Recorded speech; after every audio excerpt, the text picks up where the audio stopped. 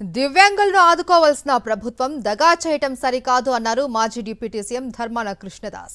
తొలగించిన పెన్షన్లు వెంటనే పునరుద్ధరించాలి అంటూ శ్రీకాకుళం జిల్లా కలెక్టర్ స్వప్నిల్ దినకర్ కు వినతి పత్రం అందజేశారు. జిల్లాలో అర్హత కలిగిన 4000 మందికి పైగా పెన్షన్లు తొలగించడం దారుణమన్నారు. పెన్షన్ రాదు అన్న భయంతో అంపోలులో దంపతులు ఆత్మహత్యకు పాల్పడ్డారు అని, ఇది అత్యంత బాధాకరమని ఆవేదన వ్యక్తం చేశారు. దాని సానుభూతితో గత ప్రభుత్వం గౌరవ జగన్మోహన్ రెడ్డి గారి నాయకత్వంలో ప్రతి ఒక్కరిని ఆదుకోవాలి, పేదవాడికి అంగవైకల్ప్యం ఉన్నటువంటి ప్రతి ఒక్క పెన్షన్దారుడికి కూడా ఇవ్వాలన్నటువంటి లక్ష్యంతో ఆ రోజు ఇవ్వడం జరిగింది.